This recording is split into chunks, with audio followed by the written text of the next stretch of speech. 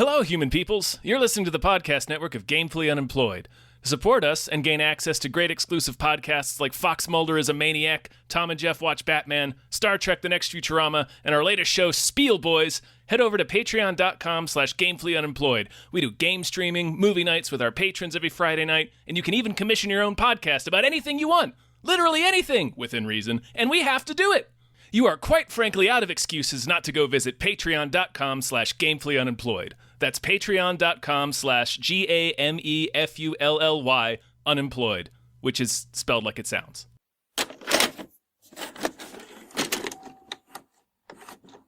Brass tacks here. All right, dude, cut the shit. We're getting right down to business. Yeah, we got Orphan. We got Orphan to discuss. We got God Orphan damn it. First Kill.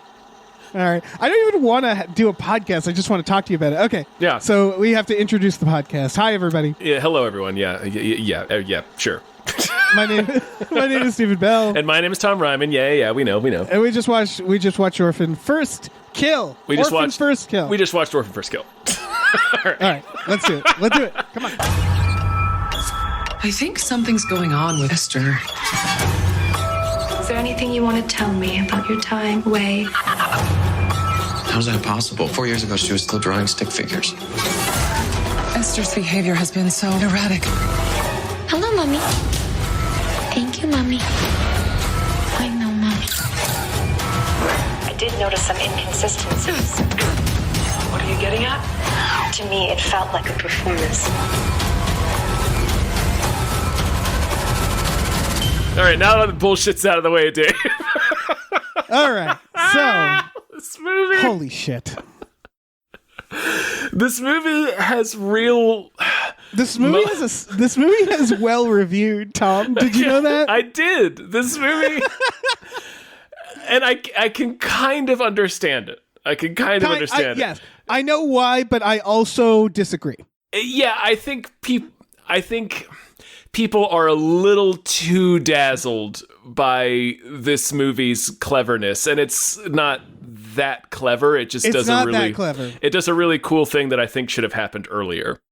Yes. So I would compare this, and I'm not saying this is the same quality, and I know you like this film, and I know a lot of people like this film. It's Malignant. I didn't.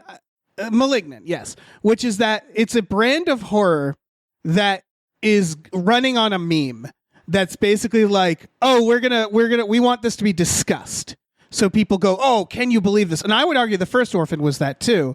And I would argue that, and I'm going to take Malignant out of this because I know people like Malignant, but I would argue that when you run on a meme, you are neither scary nor like necessarily clever as a movie. Like that's the thing. This and Orphan, both of these movies, because I just watched Orphan recently because I hadn't seen it. Gotcha. I aren't scary movies. They're thrillers. Yes. They're The Hand That Rocks the Cradle. They're The Good Son. Yeah. You know? Yeah, exactly. And this one leans a little more into it, I guess, because the first one, there's more of a mystery element to it. But here, look, we already know what the deal is. The first one, there's a lot of if you don't remember, there's a lot of fabricated jump scares in the first half because they have nothing to do. Yeah. So there's like literally a part where she goes to the orphanage and two orphans run by and they in the sound mixing make their laughs really abrupt to literally jump scare you like, it's an orphan! Oh my God, look out! Children! Like, yeah. So I would say the first one falls under this too. And I know people say that one's not terrible. I think it's when you watch it knowing the twist, it's very boring. And there's nothing else really. And I would say for me, it was sort of like, it was a little bit like that Dennis Quaid movie that we talked about like 2 years ago. Oh my God. Where it was like the movie itself is just kind of whatever, but like the reveal left me with this really creepy feeling, just like thinking back through them. It's like, oh, she was a grown up this whole time, and that makes like a lot of the scenes really dark. Yeah. Oh yeah. For people who don't understand, the villain of this series is an adult woman with dwarfism, with mental health problems, and that it's so funny because I remember I never saw this movie because the marketing was like orphan. And it was like, it's an orphan. Why are we scared of orphans? Are we supposed to be scared of orphans? And then you watch the movie and they're like, don't be good to orphans because it might just be a really short lady. It's like, oh, okay, so we're demonizing like dwarfism with mental health issues. Right, with like what are we doing here? And the thing they sort of yada over in both the original film and in the sequel is like Esther / Lena, I think is her real name. She must have had the most miserable, dark life before we meet her, right? She's clearly been traumatized by something. Yeah, the fact that she is a 31-year-old woman that looks like a 10-year-old girl, like that is a nightmare. That is a waking nightmare. And when we say looks like a 10-year-old girl, for the sake of this movie... For the sake of this movie, she absolutely doesn't. She looks like a hobbit. Like I texted you, she looks like either a hobbit or like child Colin Robinson from the new season of What We Do in the Shadows. She does. And they're using like effects and like Peter Jackson camera tricks and stuff to make her small, but they're not changing her face, which is the face of an adult woman. Yeah, nothing against this actress. She's the only reason I think these movies are entertaining. She's good, yeah. In the first one, I looked it up. She was 12 years old, which is all sorts of fucked up when you think of like certain scenes she has with that Sarsgaard. They're definitely using a double in those scenes. 100% using a double in those. There's nobody would stand for that. No. Yeah. And so for this one, they used the same actress because she was great. She was great in the first one. And she's 25 now. And that's not old. She's not old. No. But to play someone with a body of a 10-year-old, yes, she is old. She looks like a 25-year-old. Yeah, she looks like a grown woman, yeah. Yeah, but she looks like she's doing a sketch comedy. She can play it convincingly, though. And I guess like after watching like 2 seasons of Pen 15, like my brain... I think is like allowing itself to be tricked, so it doesn't. But it's not. There's scenes where people walk in, they see, and they're like, "How are you doing, little girl?" And I'm like, "That is a woman." Like I'm in it most of the time because just like we're saying, like she's a good actress and she is able to perform convincingly as somebody trying to con you into believing she's a little girl, I guess. And so like everybody around her is treating her like a kid. So like my brain is allowing itself to be tricked. But every so often it's like one of those minutes where it's like, oh, isn't she just a little lady? And it's like, yes, she is. She's literally a lady that you're making look shorter. Yeah. So did we need to explain the twist of the first Orphan? I think it's pretty clear. Everybody knows it. Yeah. Yeah. It's about them getting an orphan. A family with 2 kids, and they're like, "Oh, we just need a third." And I'm like, "I don't like you guys at all." And it's what's her name? The families in both of these movies are real fucking creep shows.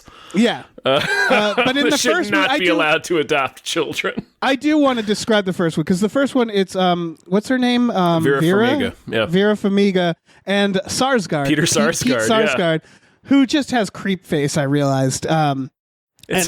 He's made it work for him for 20 years now. Yeah, he really has. And so they adopt this orphan. And there's a specific reason I'm telling this too, is that because it's the good son, basically. Although this is literally the good son at the end. But yeah. And so this orphan is clearly like, she's like, she kills a nun and like blackmails their daughter. And they do all this stuff. And then eventually the reveal is, oh, she's actually a 30-something-year-old woman who has dwarfism, who's not an orphan. And that was the big surprise. And what I want to point out is that movie is from the perspective of this family who, and I would argue they don't do a good job at this, but we're supposed to like. They're not very charismatic people, but they are protagonists. You know, the mom is the protagonist. Right. Like, and she hasn't done anything wrong. Not this really. Movie, they're trying to like adopt a child to save their marriage, aren't they? Yeah, I mean, like I said, it's Peter Sarsgaard cheated on her. Yeah, I would argue they're not likable, but they're supposed to be. They're trying to be. Yeah, they're not evil. They're just kind of fucking creeps. Let's adopt a child and bring her into our mess to save our marriage. But going into talking about this I'm glad that child turned out to be a 31-year-old murderer. That's the wake-up call you deserved. Yeah, exactly. And at the end, Esther dies. Or at least I thought this was good. I forgot this was a prequel. Yeah. So I just assumed they were going to bring her back like fucking Jason Voorhees. She's super fucking dead at the end of that first movie. But it's so weird to have this because it is like, is she supposed to be like a slasher killer? Because she's not formidable, I would argue. No, she has to. I mean, it's in the first movie too. She's got to surprise people. Yeah. Yeah. So yeah, that's the first movie, and I just want to stress that first movie knew we needed a protagonist, right? We needed a good person, quote unquote, someone that we were like, I want this person to succeed. So going into this movie, I'm gonna put a pin. Well, not put a pin in that, Dave. I'm just gonna challenge that. From the beginning of this movie until the end credits rolled, I only wanted to see Esther succeed. Well, that's the thing. And so she's the main. She's the main character. Yeah. She's not, I guess, the protagonist. I guess because in the sense that like a protagonist is supposed to have an arc. I would argue no one has an arc in this. Esther has a little bit of one in this. Yeah. But the thing is, this makes her like more. This like worsens her pathology. I guess I don't know. It's not much of an arc. It's not much of an arc, and I would argue they don't shoot her like the main character in some scenes. There's a couple scenes where I'm getting ahead of myself, so I don't want to spoil anything, where they think they killed her, and then they look and she's gone, and they shoot it like she's Michael Myers, where they're like, oh no, she's gone, and I'm just like, aren't we rooting for her? Yeah. Like, who's, like, they constantly swap the perspective. Yes, except first they try to set it up like Julia Stiles is the main, and man, I'm so glad to see Julia Stiles back. What a great role for her in this movie. Yes, this is a super Summer of Stiles. Let's do this. I genuinely had this thought as the end credits of this movie rolled and her name comes on the end of the screens, like, and Julia Stiles, like, oh, I can picture fucking Julia Stiles sitting there reading the script, being like, this seems a little, and then getting to like page 45 and being like, okay, yeah, I want to play this. Yeah, I want to do this. This is great. Yeah. Yeah. Should we start with the twist or should we lead up to it? Because I have things to say about the asylum. Let's lead up to it, you guys. This is going to be a 3-hour podcast. I know. Tom. I'm just so fucking excited. First of all, you guys can watch this right now on Paramount Plus. I think it's in theaters, but it's also on Paramount Plus. Yeah, and I'm sure you can rent it as well. Probably, if you don't have Paramount Plus. Yeah. I don't know. Yeah. And like Malignant, it's the first half is a little slow because it seems like it's going to be a different kind of horror movie. And then the rules abruptly fucking change halfway and through. I would argue the first half is useless. I had no use for the first half. In this. Yeah, that's yeah. We'll get into it. I'll state my reasons why in a second. Yeah, the opening is kind of pointless. Yeah, that's true. So we know Esther is a 30-something-year-old woman. We know that, right? Yeah, because we all know Esther. As this movie opens, we're well acquainted with this character. Yeah, I would like to start with the title, Orphan First Kill. So they start at an asylum, and they have this new lady come in, and it's like, oh, okay. It's her first day on the job, and they're warning her about Esther, although, she has a different name. And Lena. basically, I think it's her real name. And so we're going to watch this lady discover there's a scene where she's like, oh, it's a child. And it's like, no, she's not a child. They have to explain everything again. And what they explain, and this is very key, is that she's in the asylum because she was a grifter who was robbing families pretending to be kids. And then one family she killed. Right? They heavily imply that she did. Yeah. And they say, like, yeah, she lives here now. So my first question is, why isn't this movie about that family? Like, why if it's called Orphan First Kill, and you're right, it is weird that they sort of put it in the exact same context as the first film, where it's like, if you're gonna have it be like Esther Lena's origin story, like actually show us that, like show us her before she's been caught and anyone knows what her game is. Exactly. It's so weird that they started here and because Orphan, the other film, has a scene where someone explains the exact same thing. They say, oh, she was in this asylum, she left, she grifted this family, and their house burnt down. And they're talking about Julia Stiles, right? Yeah. But then this one is saying the exact same thing. So that means there's two families that she did this has to. Happened to already. Yeah. And it's like, okay, so why are again, why don't you just merge the two stories? And why don't you just make it like that? And again, it's called First Kill. So we don't actually see the first kill. She kills someone in this, and I'm pretty sure it's like her third or fourth kill. Yeah, it should technically be, because I think there's like 3 or 4 people in the family, and then she kills the art therapist in her house. Right. So it should be Orphan fifth kill, I guess. Yeah. Yeah. Maybe so it's talking away, spoilers. Maybe it's talking about Julia Stiles. Maybe, but anyway, it's not her. It's not hers either. That's true. Yeah. Okay. So none of it makes sense. Is my point. Yeah. And then she gets out because of the worst orderly ever. This whole thing. Okay, like she shows up. This art therapist shows up, who is another character who they make you think is going to be the protagonist, but she's not. And that's not a knock against this movie. Horror movies do that all the time. Fucking Janet Leigh in Psycho. So she shows up, and like this guy is explaining, "Oh, you're gonna be the art therapist to our most dangerous patient here, Lena." And then the whole place goes on lockdown, and he puts her in a room for safety with Lena. Yeah, and he doesn't even check the room. The first thing out of his mouth is not explaining the fact that Lena looks like a child, and she uses that to trick people, and that's what makes her dangerous. Like he just says she's our most dangerous. If somebody was like that, like if you had a patient like that, and that the specific reason why they were dangerous is because they look like a child, that's the first thing you tell someone when they show up, is that this person looks like a child. It's like when they have those signs near prisons where it's like hitchhikers may be escaped inmates. Right. Like, warning, you need there's to someone tell who looks like a people child right away that there is a person here who looks like a child and will use that advantage to murder you. Yeah, that is very key. Because afterwards, she's like, "You never said she was a child," and he's like, "She's not." And it's like, okay, yes, but you get it. But there's that guy, and then there's the orderly who lets her out. Right, there's an orderly who, like, there's always, and it's always, like, again, you'd think first day of training, it's like no one knows who she is. They say that's the most dangerous patient, and then this weird pervy orderly is like, I'm going to give you these things that she has so in the first movie, she has these wrappings around her neck and wrists, and this is important because I want to talk about it later, that's hiding her scars. Because she was held, she fought against her restraint so hard, so hard.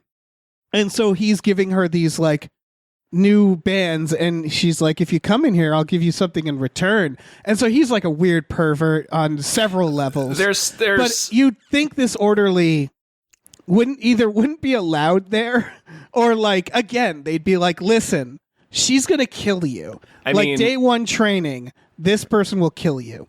This shit does happen. Yeah. So, but I do.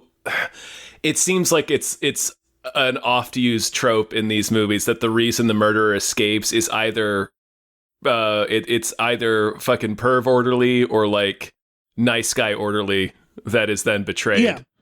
They do both in Rob Zombie's Halloween. Yeah, they do. That's the thing it's a trope that they just lean on. Yeah. There's a few in this, like the ending with the roof. I'm so sick of movies where people go to the roof of a house.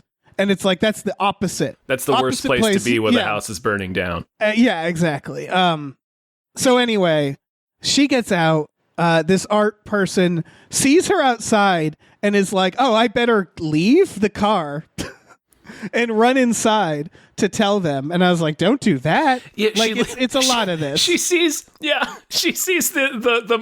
person who she was told is the most dangerous person in that building has escaped.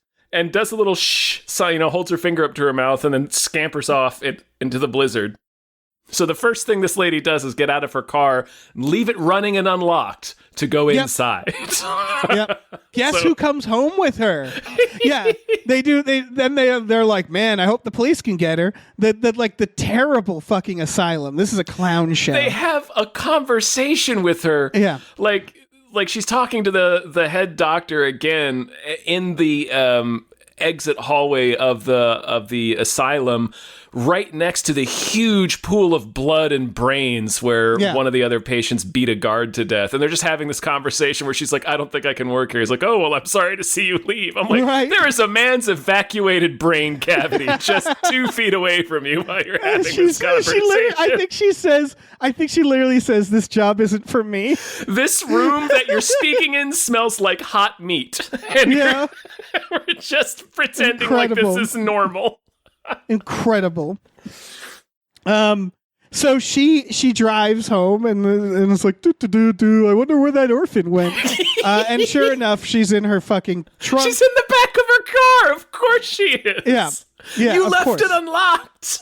Yeah. Why wasn't your response to seeing fucking Michael Myers outside the hospital to lock the doors and drive as fast as you can in the opposite direction? Right. Like, why did you get out and leave the thing unlocked? You left your hatchback open.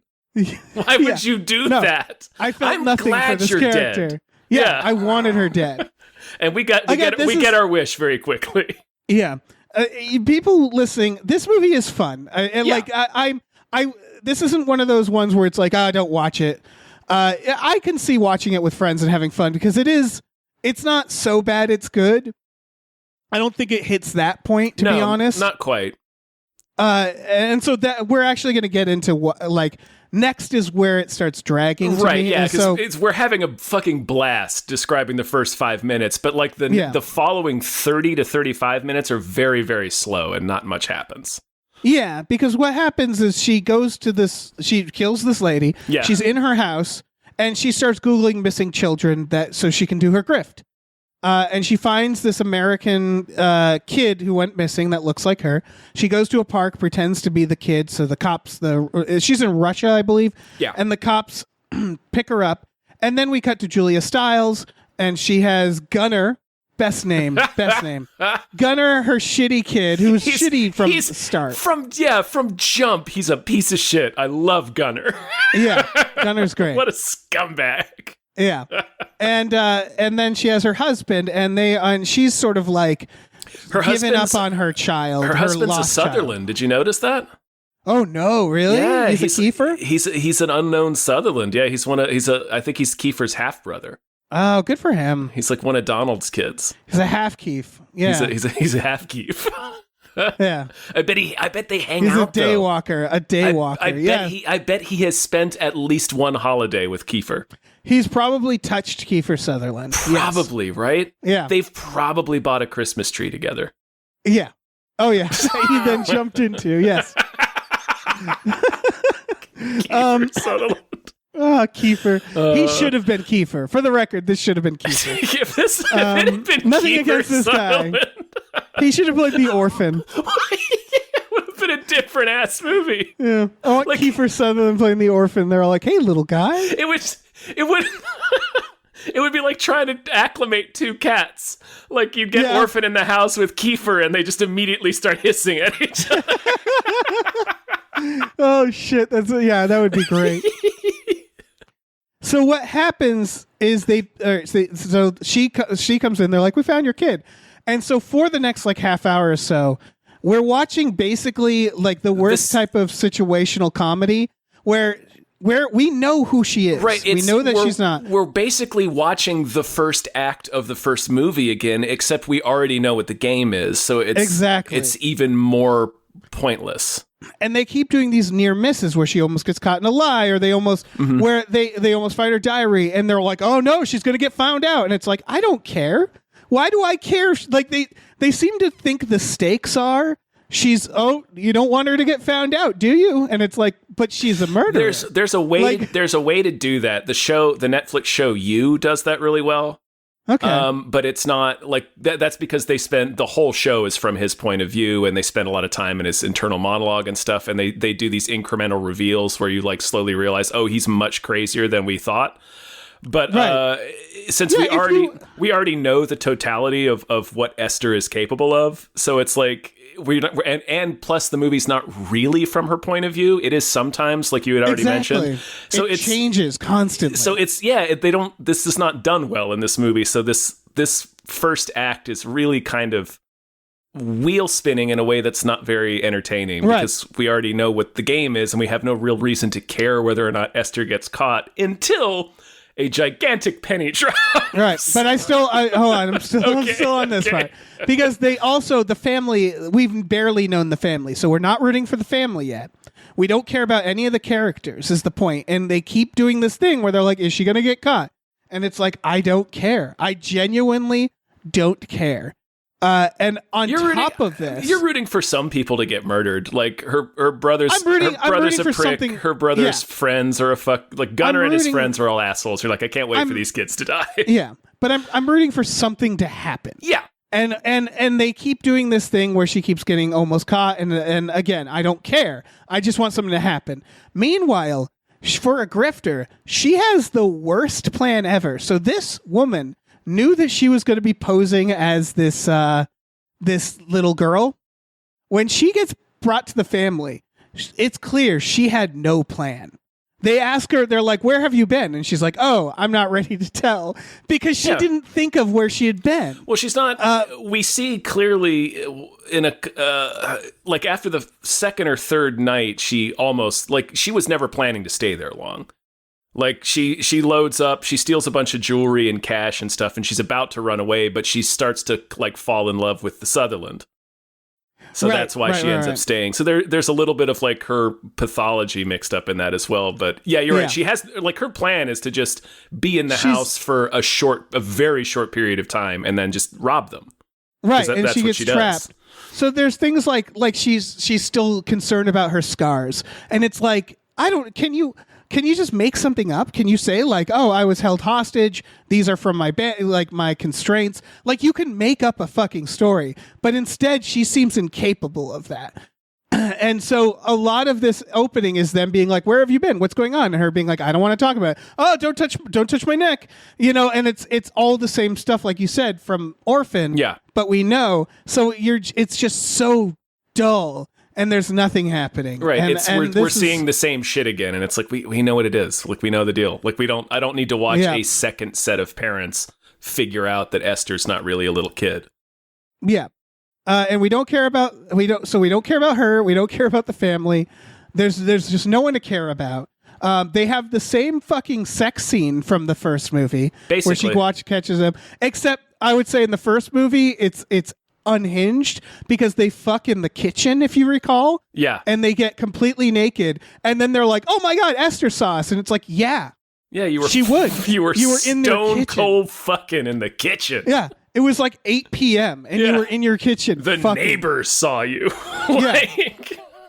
She leaves in this one. She leaves her book out for Julia Stiles to see.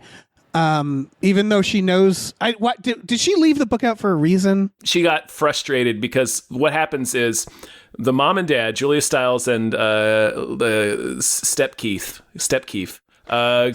go off to some gala because he's a painter, and this is where she learns like her blacklight painting that we see in the first movie.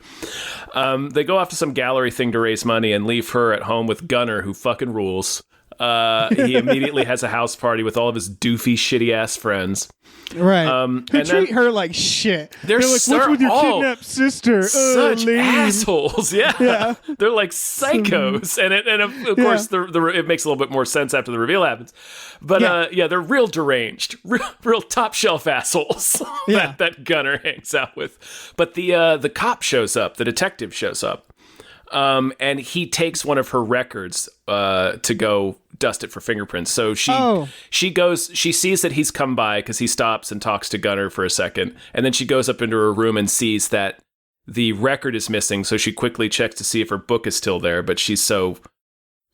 she's so flustered. She's flustered and rushes off to intercept the detective, and she leaves her book out. Okay, so I need to hit the pause real quick and talk about the detective. Yeah. Because the detective, for no real reason, decides that this isn't the little girl, right? It's weird that he jumps to this conclusion, yes. Right. And so what he does is he basically sneaks into her room, takes her record to match her fingerprints. He breaks in and steals something. Yeah. What that means is that little girl's fingerprints are on file, which I assumed they just weren't. What that means is when they first got her, why didn't they check then? Yeah. Why didn't they do a DNA test? Yeah, because I assume, someone correct me if I'm wrong, there's been enough fucking the Changeling style cases where like I'm sure the cops these days have you seen are like, because this space is 2007, by the way. Yeah. When they say as a prequel, this isn't the 90s. This is the mid. This is 2007. This is still post 9/11 America that we're in. So it's weird that this is double after check. Napster. Like, it's. Have you seen that? There's a very famous documentary, The Imposter. That is basically there's a few, right? Yeah. That's happened. But so it's like we know that this is a grift that sometimes happens. So like you would think they would do a DNA test or test her fingerprints before this.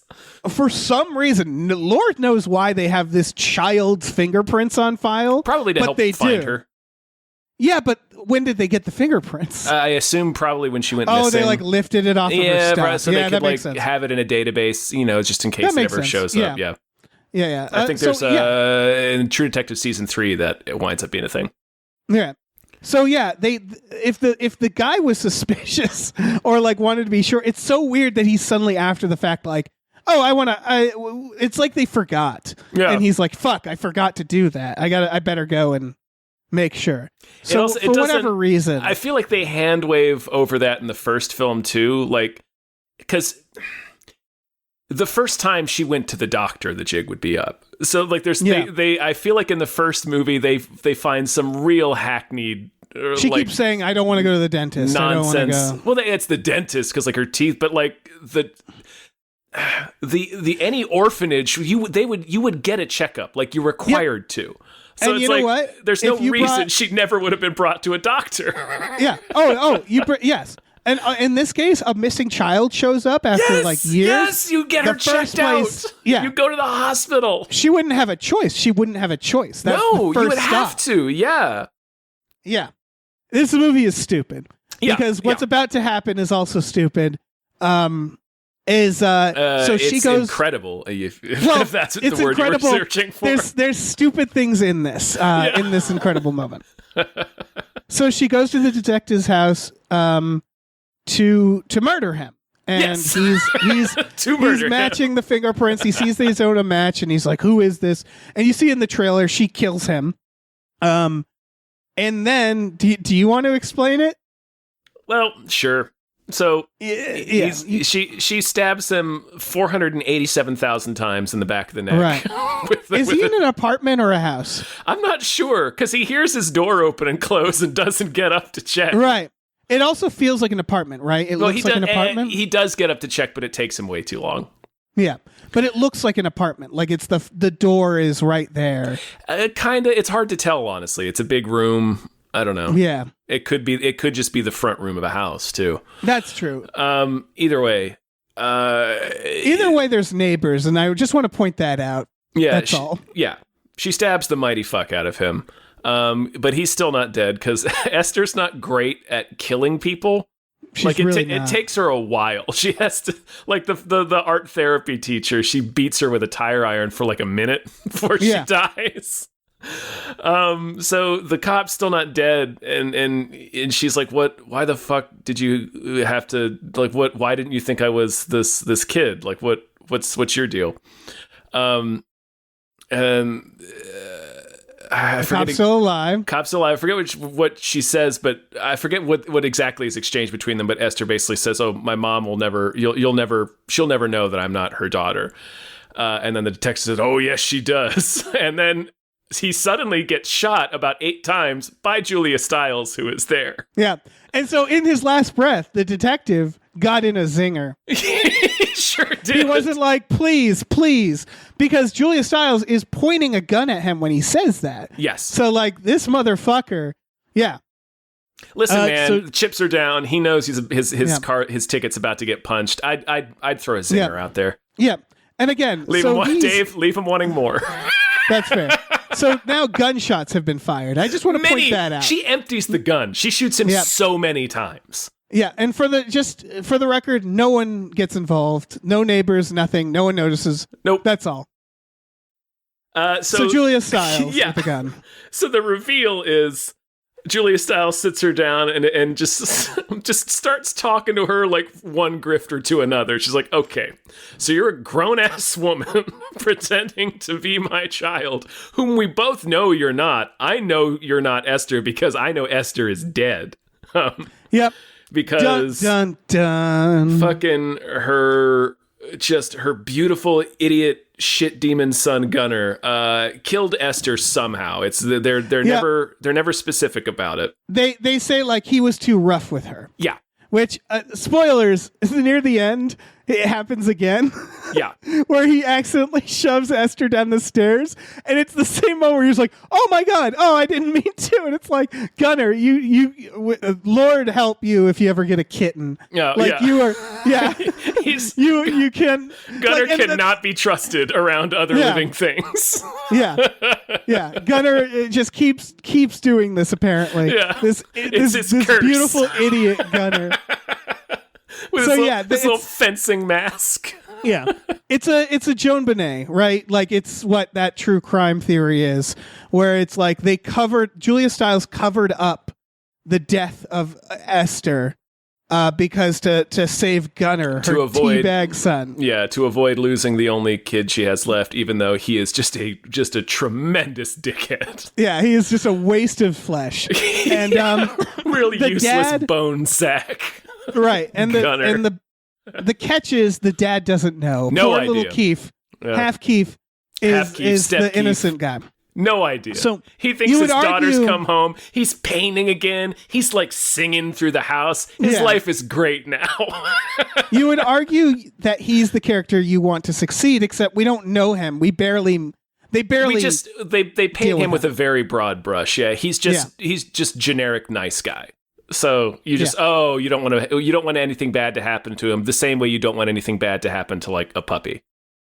Right. It's like, oh, he's so nice and he doesn't know. He just thinks everything's good now. And it's super is not. So here's where the movie becomes what it should have been the whole time, which is Esther realizes that she is now stuck in this grift because Julia Stiles is like, okay, look, our lives are really good right now. And the fact that Esther's no longer missing is really convenient for me. So you're going to keep pretending to be our kid. Yes. So there's a double twist here. Excuse me. Because it's not just that Gunnar played too hard with Esther and accidentally killed her. He did that, but also he is a sociopath and Julia Stiles. Those are two separate things. Yes. Just for the record. In addition to Gunnar accidentally killing Esther, both he and his mom are lunatics. Yeah. They don't care that Esther's dead. That's what's important. Yes. Is like he's literally later he's just like, I killed one little brat, I can kill you. So he's saying shit like that. So it's like this guy married this woman who happened to be American Psycho, Patrick Bateman. Yes. Basically. And then she had a kid that's just like her. Yeah. And so like it's Esther just happened to be grifting this fucking family of like complete sociopaths. So she makes Esther help hide the cop's body in the same well that she put her daughter in. Yep. She doesn't body hiding actually well care. out in the wilderness. Yeah. And she's just a weird fucking sociopath. And it's like, all right, what the fuck is happening? It's a soap opera. Yeah, but it's great. And the movie should have done this much earlier, because then we could have avoided that first act where it's just sort of repeating the original movie again and just have it been this kind of funny, honestly, that she has to keep like pretending to be it's the scenes where she is just like, fuck, where she just like has to drop the act and just be a 30-year-old woman are very funny to me. They are very funny because she didn't ask for any of this. Yeah, Julia Stiles is making her wear these pink dresses and is making her eat beanie weenies at dinner. Yeah, and she's just motherfucker. It's the equivalent of like Jason Voorhees being found by a giant who treats him like a pet. Treats him like a cat. Exactly. Yeah, exactly. Yeah. That's what it is. It's and like there's nothing she can do about who's it. Just sitting there nothing she can do about it. Yeah. But this happens. So we're about 40 minutes into this podcast. this is about in real time to the movie. Yeah. That's one of the problems is they don't spend much time with this. Like this movie is 99 minutes. It's only about 20 minutes of the movie, if that. Is this part where like the jig is up, Julia Stiles knows, Gunnar knows, and they're forcing her to keep this act up, and they're all doing this weird, deranged grift on poor fucking Halfkeef, who just thinks everything is great. And Gunnar, so the idea, because the point is that the question is, of course, like Esther is like, oh, I'll just tell on you, and Julia Stiles is like, oh, they won't believe you, right? Once I expose you, Esther will be dead again, and I just don't want Esther to be dead again, right? So I need you because I don't want Esther to be dead again, but let me make this clear. If we have to, we can get rid of you. Yeah. We can tell the cops, and they won't believe you you say. Yeah. She actually, it's funny to watch. One thing I do, some people might call it a plot hole or like undercooked writing, and I don't necessarily, which it very well may be, but I don't necessarily agree with that, because we do get to see that Esther's not like a mastermind. She doesn't. No. She does not think of she's trapped herself. Yeah, she does not think of every possibility. So we do see a scene where like she's confronting Gunnar, and he's like, "Oh, I'm so glad we don't have to put up the act anymore. You're a weird little mutant, and I fucking own you no matter. So you do what I say, or else I can, we can have you sent back to that gulag in Russia or whatever." And she's like, "Yeah, well, if you do that, I'll take you guys down with me." And he's like, "Who are they gonna believe? The nice family or the deranged grifter murderer who escaped from an institution in Russia and has murdered her way across the globe?" And then you see her realize that as he's saying it. So it's pretty great, I think. There's a lot of things here. All right, so. Yeah, because I would argue Gunnar threatening the murder lady is also not smart. Do in the asylum, they say she's like an expert grifter, and then everything in this movie shows to the contrary, where it's like, oh no, she's not. She's a terrible grifter. It really is 95% the fact that she looks like a kid. Yeah, people let kids get away with a lot. So yeah, but I want to explore for a second. What is the best case scenario for Julia Stiles in this moment? Because right now we have three people. Two of them are killed this little girl, and they have found this 30-year-old woman with dwarfism to take her place. To what end? How long would this be happening for? There's some vague implications that you can sort of glean from a couple of bits of dialogue that Julia Stiles has. They're going to keep her around for maybe a year, and then they're going to kill her. Right. But then how does that help anything? Because the whole thing is she says, I want you to be my daughter because my husband is happy again. And it would break his heart. Right? Mm-hmm. So wouldn't killing her just do that again to the husband? She even says later, she's like, this is going to... Because they try to fake her suicide. That's their first plan. Yes, and they're like, it's going to break his heart, but he'll get over it. And it's like... Well, she also says there's nothing... having a dead child is not as bad as a missing child. Right. So they want to keep her and then kill her. Yeah. And I would argue, I don't know if that's as bad. I don't know either. I've heard people say that in like true crime stuff. And then, of course, there was that famous case of that... Oh, what was it called? They made the TV movie about it with Corin Nemec. Which I know my first name is Steven, I think, where the kid was abducted for like 8 years and then he came back as an adult and he was home for like less than a year and he was killed in a car accident. And it was like the worst fucking thing ever. And then his brother turned out to be a serial killer. It's a whole fucking thing. That sounds like a whole fucking thing. But so like it sounds like a real Orphan scenario. Sounds like a real Orphan scenario. Yeah. So like, it does happen, I guess. Right, and I guess it's the idea of not knowing is worse than knowing. Yeah. And so, but I guess, it's the point is that this is not a sustainable situation. No. To the point that they all start immediately bickering at each other and immediately fighting. Like it doesn't even last as long as Julia Stiles wants it to. Nope. This is such a bad plan for everyone involved. I think they're all sort of trapped, right? Because like if Julia Stiles had immediately ratted her out, she could have just ratted her out. Yeah, Esther true. would have left, and then they would have been like, oh, and she's still missing. Like, Julia Stiles did not think this through, is my point. She's a maniac too. Like we just got through saying, she and Gunnar are both just devious little maniacs, just like Esther. So she sees a way to get half Keef happy and painting and fucking again. So she's like, well, we'll keep this fake child around for a while. The movie is a bunch of people making impulsive, bad decisions. Yep. And nobody is likable. And so that is the core issue with this movie. I disagree. As soon as this reveal happened, where it was like, we actually killed the real Esther, so now you're stuck here. We're going to force you to keep this up. We know you're grown up, so we're just going to rub that in your face every chance you get.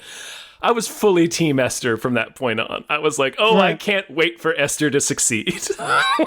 Sure. They do such a good job with like making Gunnar such a douchebag, and like Julia Stiles is having a fucking blast playing this maniac lady. I get what you're saying. It's just that they also make Esther terrible too. Right, of course. Yeah, it's like Freddy versus Jason. It's Freddy's worse, so like, come on, Jason, let's go. Yeah, that's true. I'm Team Jason. Yeah. And so, but now it's just, it's like 10 minutes of bickering. Like she tries to poison Esther, or she tries to, she says like, this'll put you to bed. Mm-hmm. Like, I think she's just trying to put her to sleep because she's jealous because Esther is trying to fuck her husband. Yeah, she keeps going down to his studio, and they keep having like moments. Right, but Julia Stiles should know, like, he's not going to want to fuck her. Like, he thinks she's his daughter. It's weird that she's jealous. It's weird that she thinks this is a threat. Dave. She's a maniac. I know.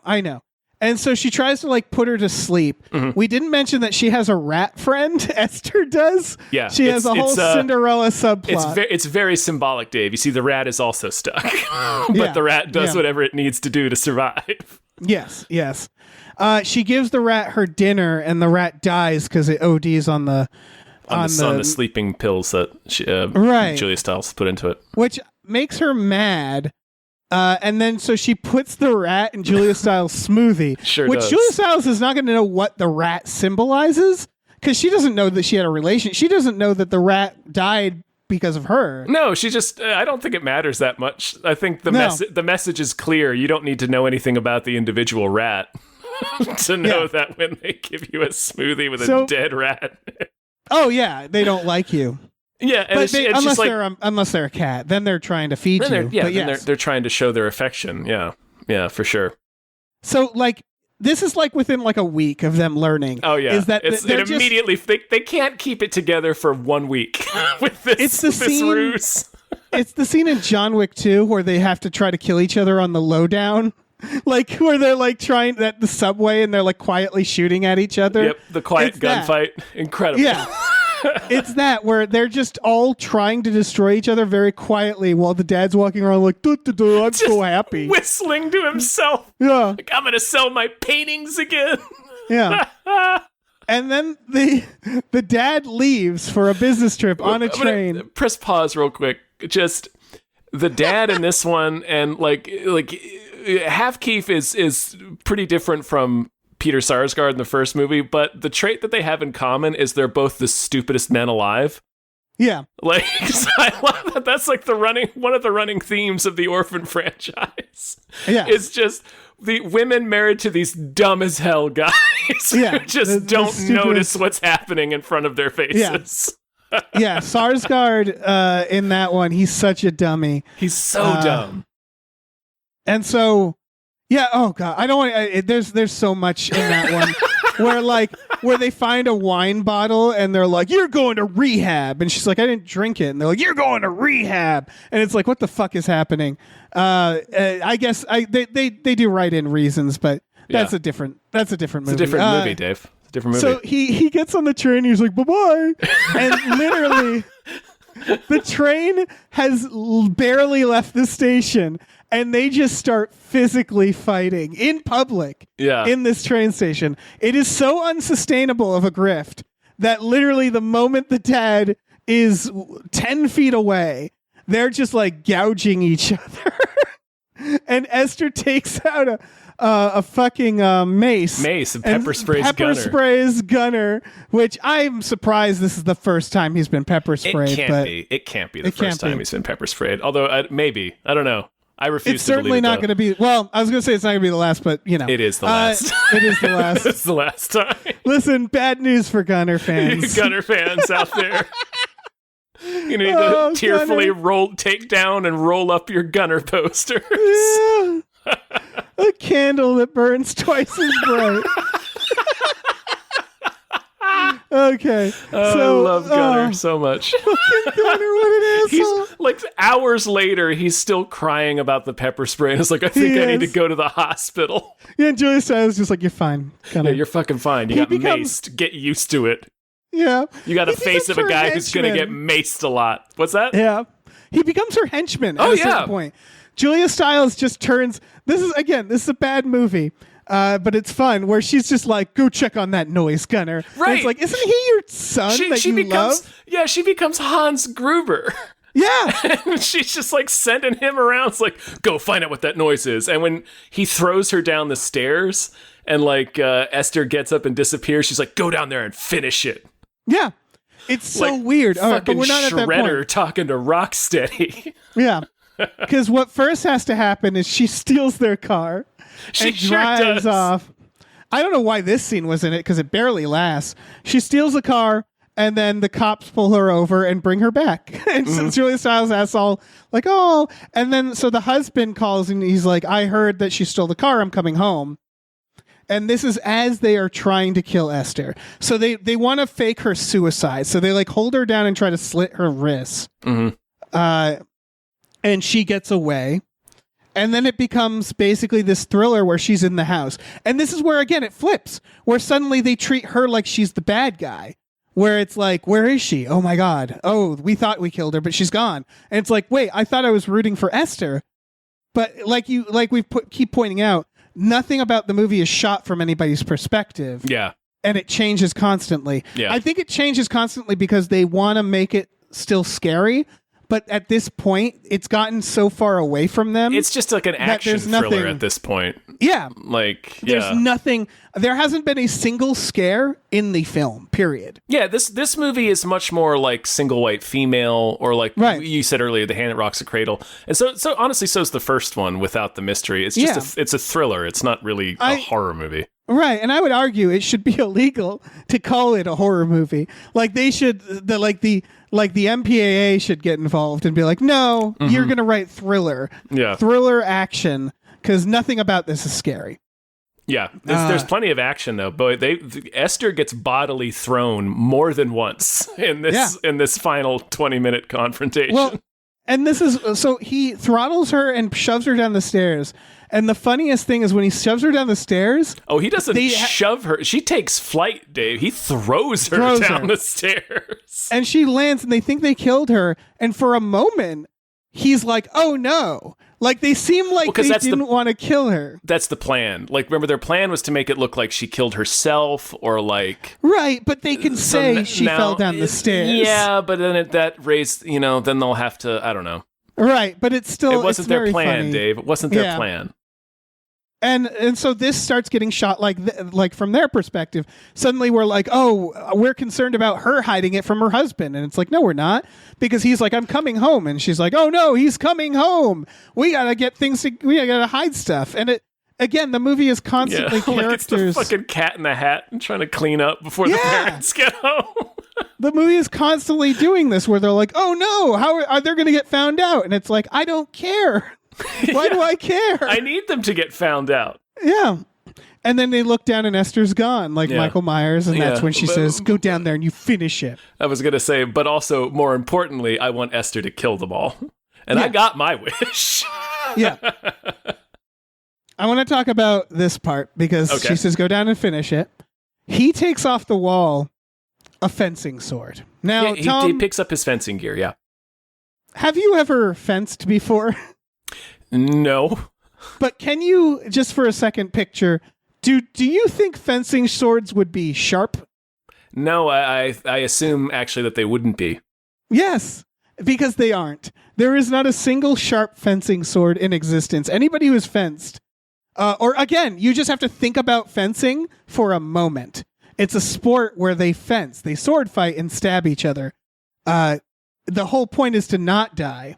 There is nothing sharp about a fencing sword. The fact that he took a fencing sword off the wall that blows my fucking mind. Because I have no idea what he's going to do with that fencing sword. Well, maybe it's like an actual rapier that he has, like, because he's spoiled little Lord Fauntleroy, so he has fencing as a hobby. So it stands to reason that his parents probably bought him some real swords over the years. Maybe they never show it, but they just show him take a fencing sword off. Like, they would have to show that because fencing swords aren't swords. Like, there aren't. I don't like.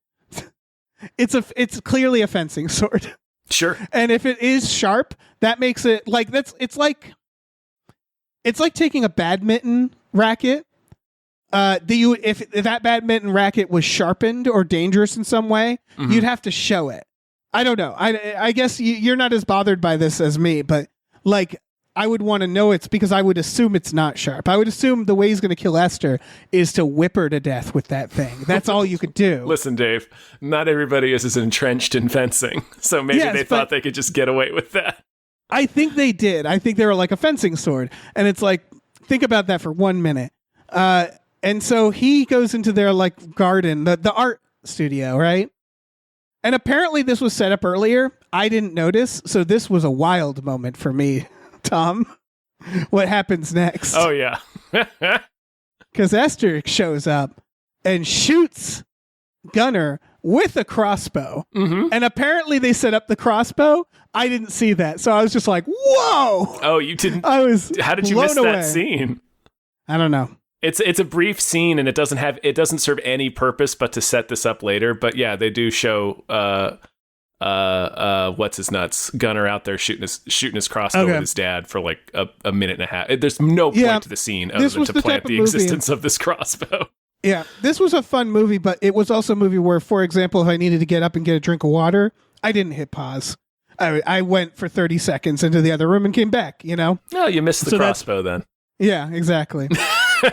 This is not a movie that I felt like I needed to see. Obviously, if I had to take a dump or something, I would have paused it. But when I had to leave the room for like 20 seconds, like if it's a really good movie, I would pause that movie. In this case, I was just like, I'll just grab the water and come your back. reaction was Gunnar's reaction, because when Gunnar sees her whip out that crossbow, he goes, oh, shit. Yeah. And Gunnar gets crossbowed. He does. Yep. But that's not the only thing that happens to Gunnar. No. Oh yeah, then she just she does her coup de grace. She stabs him 478,000 times. Yeah, she does her finisher. Which That's her ultra, Dave, her ultra combo. Yeah. It is a good move. I got to say, not enough horror protagonists do this, you know, where they like hit the villain and they run away. It's like, no, you stab them 100 times. Just continue stabbing them. Yeah. Yep.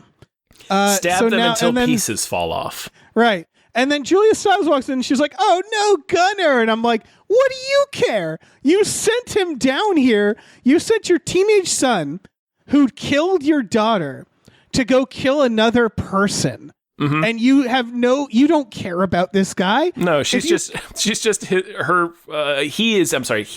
her fucking stickman now. He's her Iceman.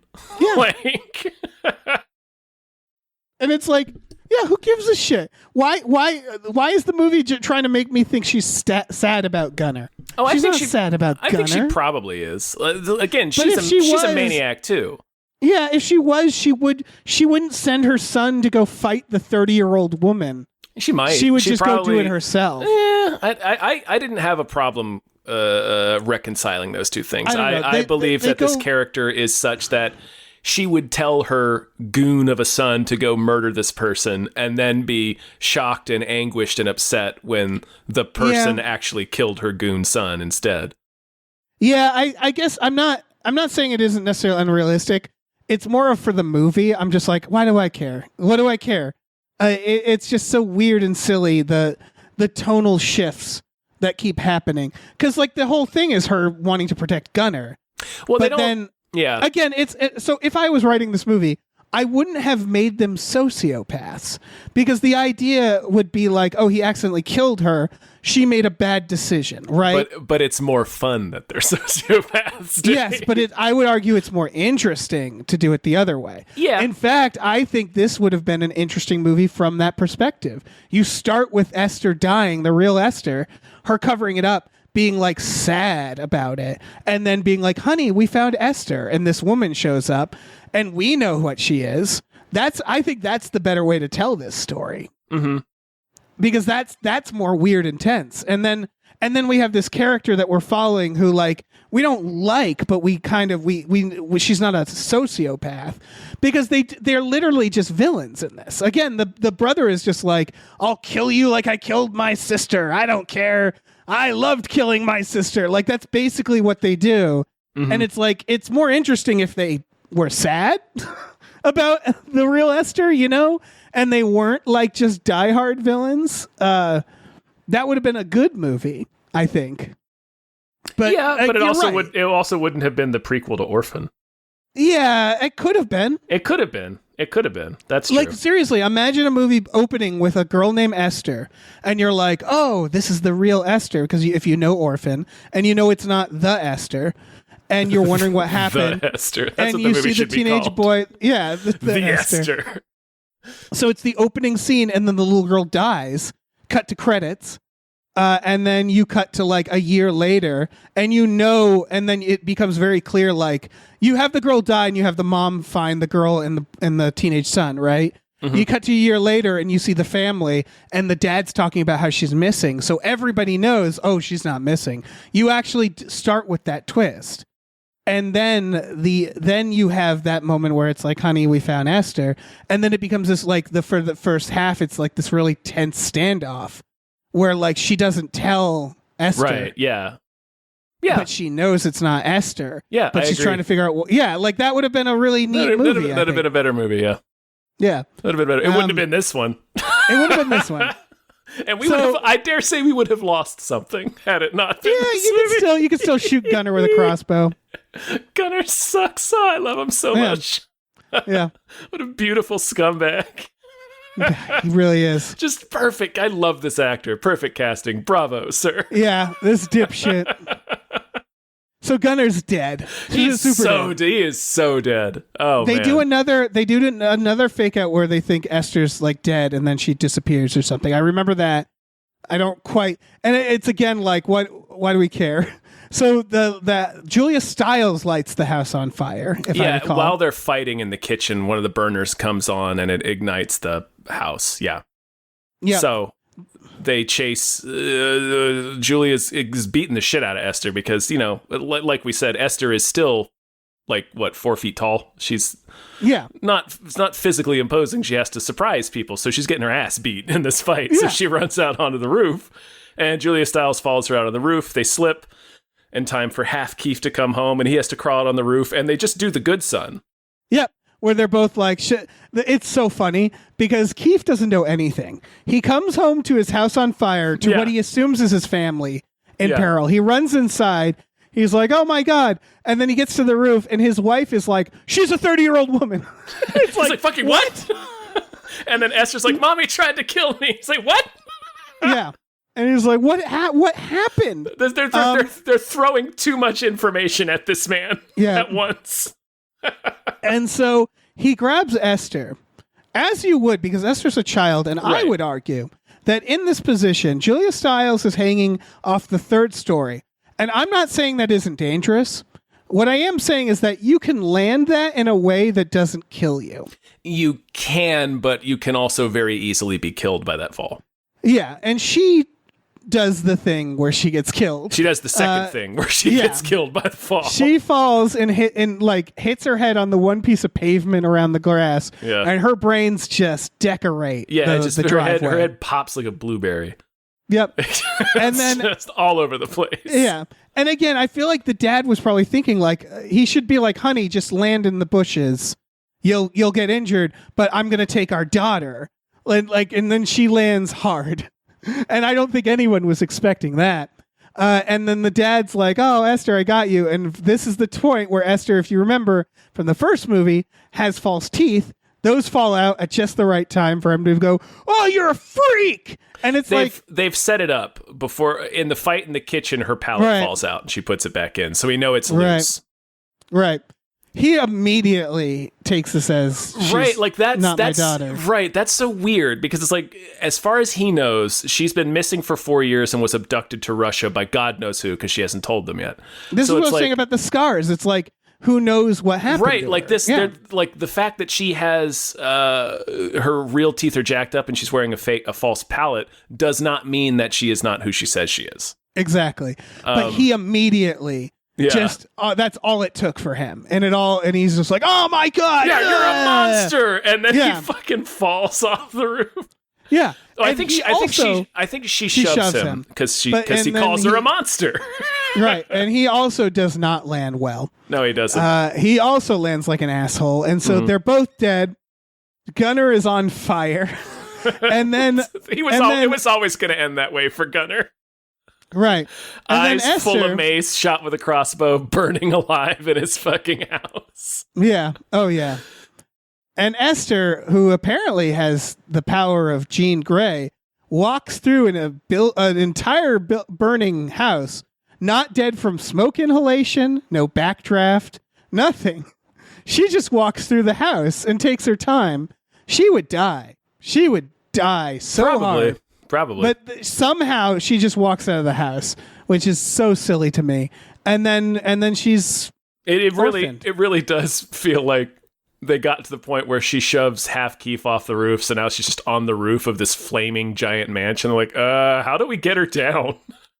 Right. Maybe just have her walk back downstairs. Yeah. With the house on fire? Sure. At this point, the writer has completely given up because there's nothing in this movie from scene to scene makes much sense. That's what I'm getting at, is like, it's all nonsense. It's so inconsistent and weird. And like, yeah, it's like, why not? Why not just have her walk out of the house? Yeah, it really does feel like they got her up on the roof and just couldn't figure out how to get her down. Right. So they're like, just have her walk outside. Who cares? Yeah. It's irritating in the sense that I keep thinking, like, I could have written this. I could have written better versions of this. Have her fall with the dad and land on him. Yeah. It's only 3 stories. It's not that, like, she could survive that. It's not easily. the Chrysler Building. Yeah, like you could get seriously injured and die very easily, but you could also live. Especially if you're landing on your dumb fake dad. Yeah. Have her dad push her and have the dad die in the fire and her land, and then they find her, the EMTs. Like, there you go. And they're like, oh, she must have crawled out on the roof, and yeah. Yep. There's so many things you could do that isn't that. Mm-hmm. And that is, I would say, the theme of the movie for me. Is there's so many other options they could have taken to make something make sense or be better.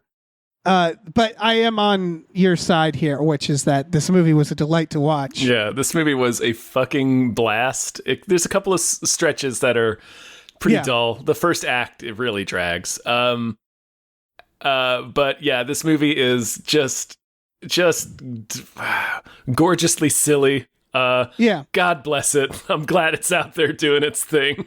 This is if in the grand list of sequels better than the original, this is one of them.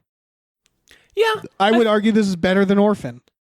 Yeah, I think I haven't Here's seen the reason. I haven't seen Orphan in a while. I did. Do yourself a favor, go watch it. Oh yeah, I will. I did leave that movie with a little bit of genuine skin crawliness. Like I was like, oh, that was. Yeah.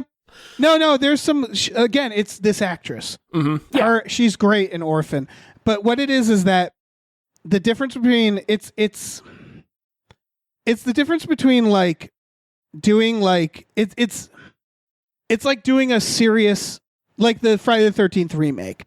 Doing like a serious Jason, it's like, we're kind of beyond that, right? We had like 1 or 2 serious ones that we could do. After that, it needs to be funny. Mm-hmm. It's kind of that, except I would argue there's no serious version of Orphan, which is that watching the original, knowing the twist, watching it recently, it's just boring and dumb for the most part. There's parts where I'm like, this actress is killing it. or when I'm going like, oh, this scene is, they did this scene well. Because it's a good director who made the first Orphan. It's the person who did, he did the Jungle Cruise movie. But who is that? Brad Payton or something? I don't know. It's not an untalented director. And so there's still some really cheap jump scary moments. And it's generally, the problem with Orphan, in my opinion, is that they just don't have enough movie. You know what I mean? Like it's just a twist. And so like, it's a lot of wheel spinning. And so it ultimately, if you know the twist, it's just kind of boring. It's the type of movie that you show a friend because you want to watch your friend go, wait, what? You know, like that's what it's for. It's a meme. And so once the meme is done, you watch the movie and you go, well, this isn't actually a very good movie. And so this movie at least is out of its mind. Yeah, it at least had the decency to be gonzo. Yeah. And that's why, like, yes, there's still boring moments. I would fast forward the first half hour. But at least it's entertaining. I wouldn't give it, again, it's getting good reviews. It's at like a 70 for critics. There needs to be a way for critics to identify a film that is, by film standards, not good, but by watching standards, good. Does that make sense? Oh, yeah. Yeah, and that's what it is. It's not a good movie. If it's a 1 out of 5 stars in terms of structure and writing and execution, but it's so stupid that it is a genuinely good watch. Yeah, it was a delightful romp. Yeah, we've talked almost as long as the movie is. Almost.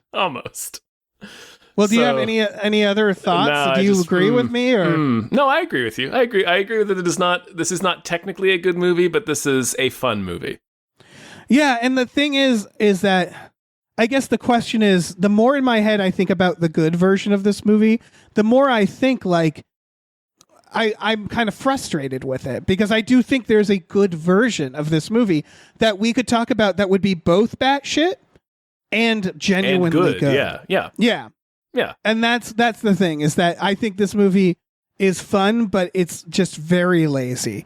And it's a cash grab, and it's going to work because it's stupid enough that people are going to see it. People like us. And I'm telling you, go see it. See it. Watch it. They had it won. It wins. In their Let it win. Defense of the filmmaker's defense, they had a pretty good idea. They did not execute it anywhere near as well as it could have been executed, but they had a pretty good idea. So yeah. That's the thing is, I don't know about you, but going into it, my question was, of course, how is this going to be a movie? Like, because it's like, well, we know the twist, and then you get to that point, and you're like, oh, that's how. So that's kind of cool. Yeah.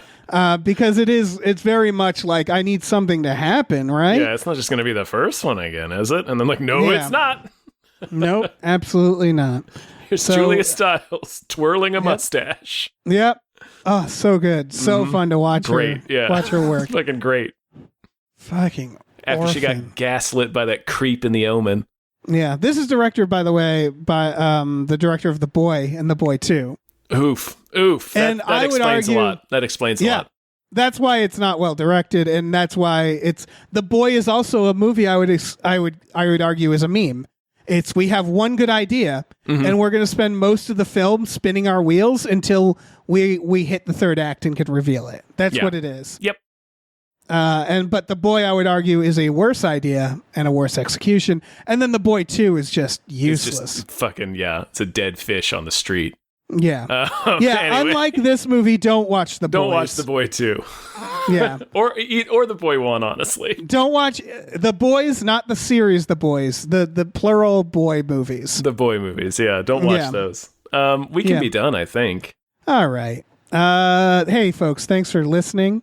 I hope you enjoyed this. I forgot you all were there. I really did. Just talking to my pal Dave about fucking Orphan First Kill. Orphan! Listen, if you want to, you can check us out on Patreon. Patreon.com/gamefullyunemployed, GAMEFULY, unemployed. We have bonus podcasts on there, exclusive ones. For just $5 a month, you get access to Tom and Jeff Watch Batman, Fox Mulder is a Maniac, Star Trek The Next Futurama, and Spielboys. It's a lot of entertainment for $5 a month. That's hours of entertainment. Those are weekly. It's like 4 hours a week, or sometimes more, for $5 a month. That's a lot of entertainment. It's so much. Yeah, if you want to kick us a little more, we watch movies every Friday night. So that's even more out. That's like 3 or 4 hours more of entertainment a week. Every Friday night we watch movies. This would be a movie we would watch. We watched both Boys. We did. If we watched The Boys, we're going to watch The Orphans, right? Yeah, we could watch The Orphans, I think. I think the people are clamoring for it. We also have a store. Head over to gamefulunemployed.com. You can find a link to our Teespring store where we have all kinds of cool original artwork and designs you can get on t-shirts, mugs, stickers, posters, all sorts of things. So slap your fake child peepers on those. Yeah. Orphans. Fake kids. Watch out for orphans. I guess. If you see an orphan, shove them down. Get away, because it might be an adult trying to trick you. You know? Mm-hmm. Mm-hmm. You gotta pull their teeth. Make sure they're real teeth. Yep. That's what you gotta do. So that's the official stance from Gameplay Unemployed on orphans. Beware. Do not of trust the orphan. them.